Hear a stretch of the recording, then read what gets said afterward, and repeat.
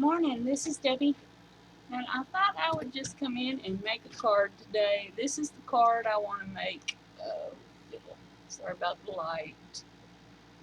But it just struck me as interesting. I saw it on Pinterest, so I cased it. And these are the papers I selected to do this one with. It's pretty easy. This is the picture from Pinterest that I picked. And I kind of had to see which one do I want top and bottom. This one. Okay, so we're going to cut this at 3.5 by 4 3/4. And we're going to do the same thing with this one. 3.5 by 4 3/4. And I'm going to take these and I'm going to stack them. Now, you stick it in here and you line up those 2 points, and everybody knows how to do this. And here's the tricky part. You put it back together, and you can do this with some washi tape, but I don't. You gotta hold those together, slide them over here, and there you have your pieces. Let me do that over here again.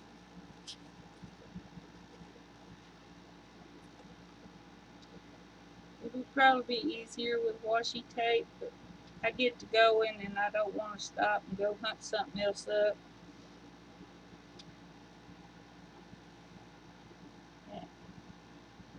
I apologize for the glare. My webcam is hooked to my light, so there's nothing I can do about it. This is a pretty simple little card though, and it makes 2. So we're going to have those like that. We're going to have those like that. I'm going to have these like this. I like this one, so this is the one I'm going to do right now.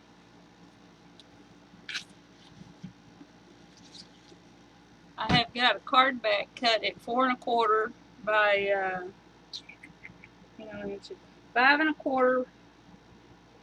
That is not cut right. Okay. And I made a mistake when I cut this one.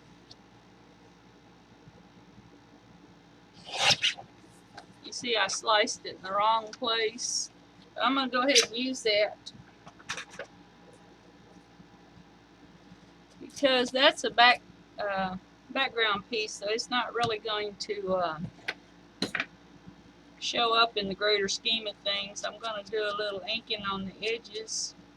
It just kind of sets it back into the card.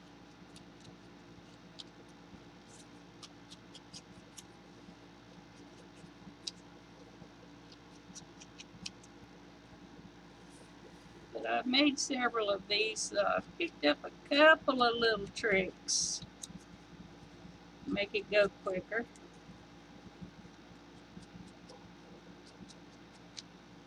When I made this one, I was cutting them at, let's see, I was cutting them at 5 by 3 1/4, I think, and no, 3 3/4 by 5, and it was harder to line up. But when I knocked a quarter off of each side, it made it a lot easier to line up. Now this is EdTech. This is not the purple one, and I just used the case. It's the yellow one. I put the refill in it. This EdTech, the yellow one.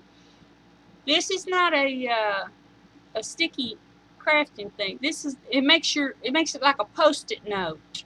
It's got the same tack as a Post-it note. It's really cool. I use it for a lot of things. But on a card like this, when you're going to have to move it around and get it in position, this stuff is awesome. Because this here has got to be moved and removed and to get it in the right place, and that's going to hold it in place until you can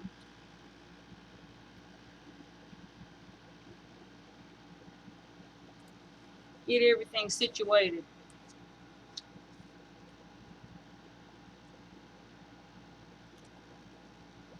Actually, I think I got them cut down better. See, these have a smaller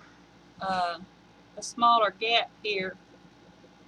But if you like them with a smaller gap, just cut them at 5 by 3 3/4. I cut these by 4 3/4 by 3 1/2. It makes a bigger gap, but it's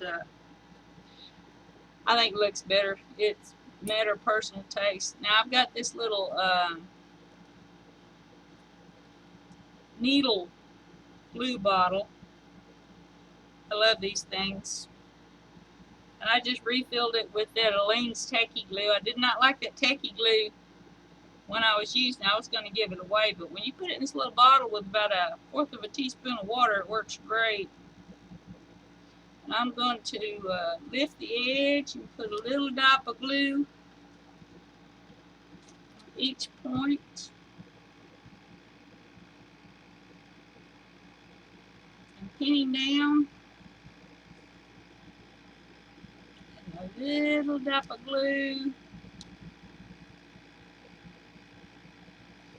And see where that card was cut? Can you see that? That's going to hold it in place. And nobody's ever going to know that piece of paper was cut, and you don't have to, glue booger, you don't have to waste that piece of paper.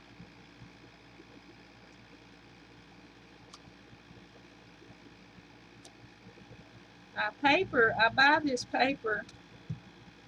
This is the Recollections paper. I get it. There's, I think 50 sheets in a pack, and you can get a pack for, when you catch them on sale, you can get, I think it's 5 packs for $10. Is that right? No. 2, 4, 6, 8. Yeah, 5 packs for $10 when you catch them on sale. That's a lot of paper, and you know, I've used Close to My Heart, I've used Stampin' Up, I've used Bizzle, I've used Scrapbook Store paper, and I do not see any difference whatsoever in these papers. You know, so if you want to be a paper snob and spend all your money at the, that's fine. It's you do you. But this paper is inexpensive, it's good quality, and I have a file drawer completely filled with this paper.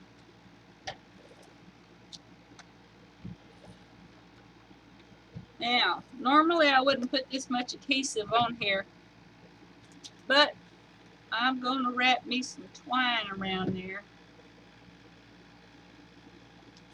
And my twine does not always want to stay where I want it to go. So if you just put a little bit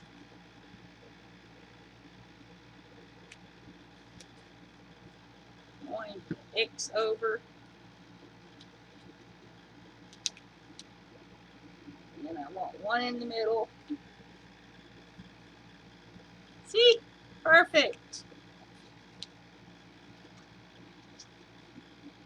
Now just flip it.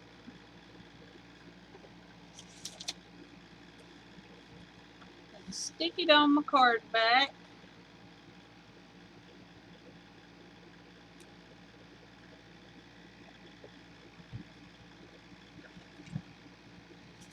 And get my focal. These focals came from a Close to My Heart set. I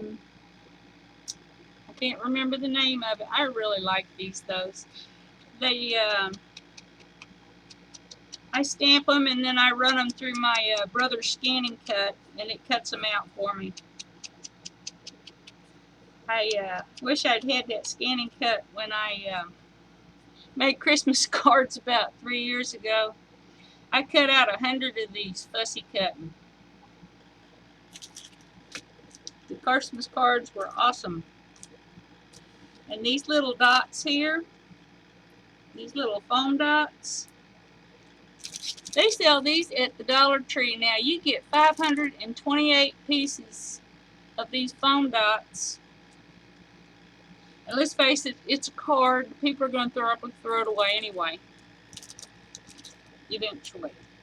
But these little pop dots work just as good as the Stampin' Dimensionals or any of the other ones. I haven't had any problem with them, and they're $1. So, I love me some cheap crafting supplies. And you can get them, you know, for $1. You're not wasting any money, and compare them to whatever you're using and see how they work out. These would be about the equivalent of the mini Stampin' Dimensionals, only you're getting like maybe 4 times as many, and you're not paying $5, you're only paying $1.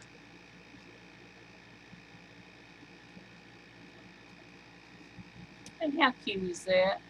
That cute. I love these little cards, and I'm going to have my Christmas stash built up by the time we're done.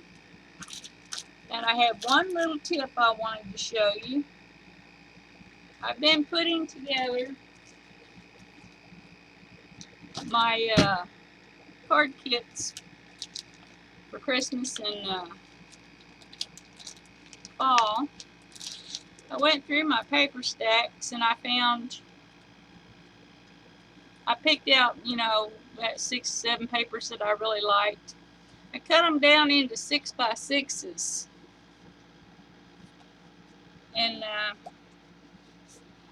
I did this a couple of years ago. I went through and I took all of my loose sheets of scrapbook paper and I cut them down to 6x6. I matched them up with in colors with others and made kits out of them like this, and I use them now. It's so easy to reach for one of these. And this these little plastic bags like this, I got these from Close to My Heart, and they're 6x6 little Ziploc bags, but they're great for and the what are the door, you know, the little Recollections cubes that have the 4 drawers, the little 4 square drawers? These stack up in those drawers perfect. I have one whole drawer full of 6x6 paper. You see that? I just go through and I cut them down at 6x6. Some of these are Hobby Lobby papers. Some of these are Cloud 9. Some are, I made that one. That one I got at Big Lots.